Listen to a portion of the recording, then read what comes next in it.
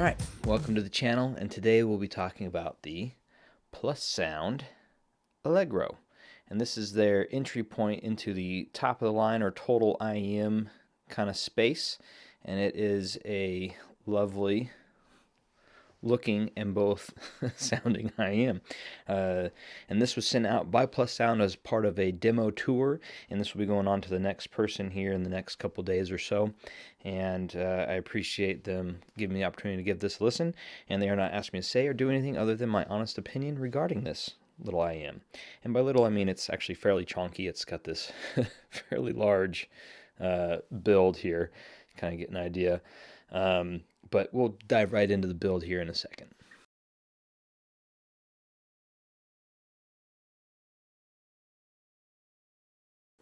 So, talking about the build, first off, right off the bat, it's solid. Like, it's really nice. It has this, I believe, polycarbonate kind of base, and the copper kind of top plate there is really pretty. Really dig on it. It has this kind of geometric kind of design all around the base there, black and copper with the little silver nozzle. That's pretty normal. Fairly large nozzle diameter, so be aware of that for any of your tips you might be rolling, what have you. The overall build is quite excellent. It comes, well, this demo unit came with a bunch of different cables and what have you. It came in this actually really lovely case. In fact, when you open it up, it actually had a plastic, like, kind of clear plate over the top of it, which was really cool. Nice little, kind of more diving into aesthetics. And I believe you can actually get this case separate as its own standalone if you had a different pair of IEMs you wanted to use, because the case is actually quite nice.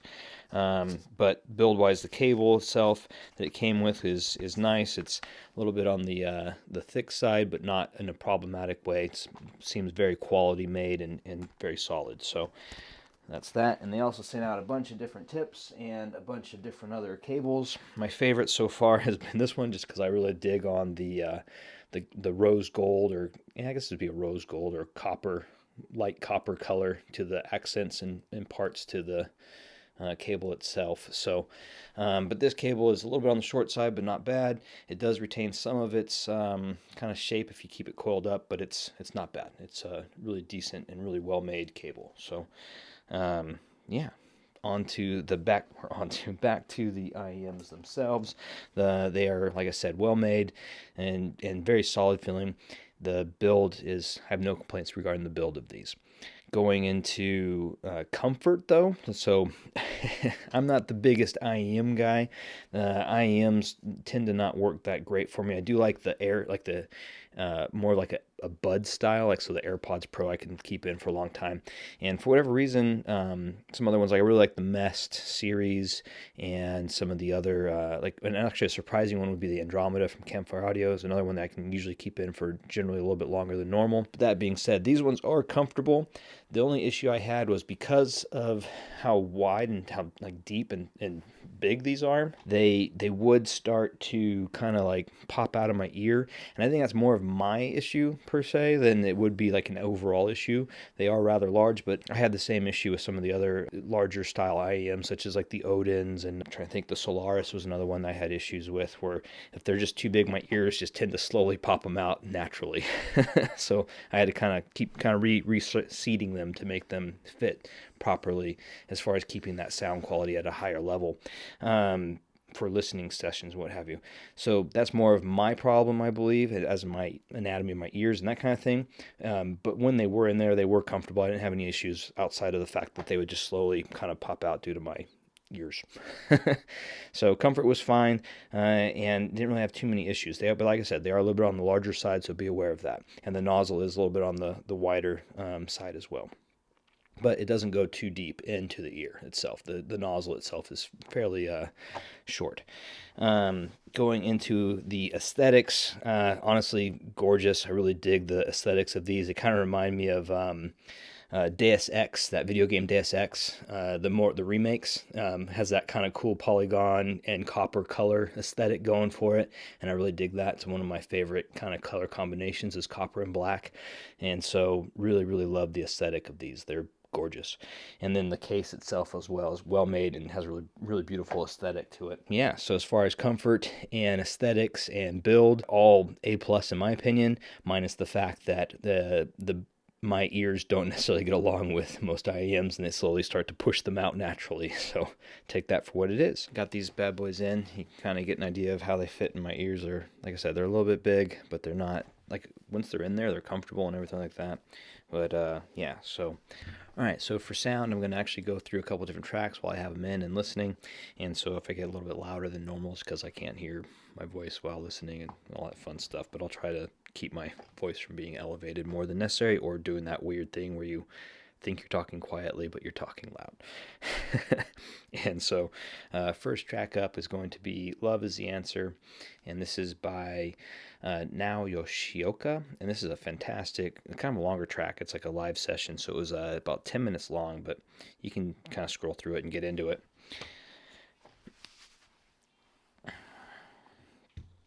And so for this one, man, the hi-hat's so crisp, so clean. It's lovely. It's very, I'd say neutral bright is what the sound signature is what I'm getting with this, but it has this very punchy, clean low end, and then the vocals are just very crisp in a nice way, not in that sharp or biting way or overly, and they have a nice realism to them, and there's a decent intimacy there as well. This could be the recording. These are just portraying them very well in that sense. And so Love Is the Answer is really lovely. It's like this jazz, blues, funky kind of track, and her singing is really nice. And these really highlight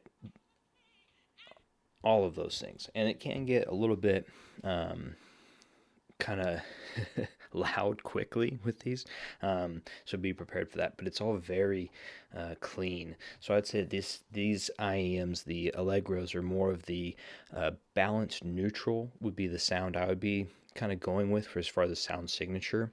And the low end is very clean sounding, but has a nice dynamic punch to it. It's very visceral. It's very good. The mids have a very lovely like cleanliness to them, and they're warm when they need to. They almost take on more of what the track is, how it was mastered, and what kind of gear you're using to listen off of.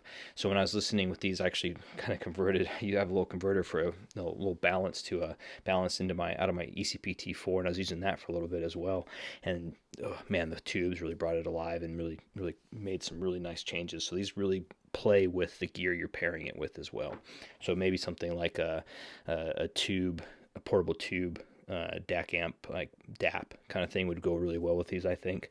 That being said, the highs, or back to, I should say, the highs are really like crisp and clean.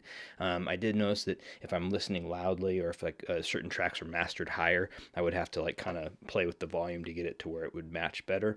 I don't think that's a problem with the IEMs themselves. It's just that they're so crisp and detailed and clean that when things are mastered high, it does kind of spike a little bit, but not. And I never had it be where it was like piercing or sibilant or anything like that. It was just that it was much louder.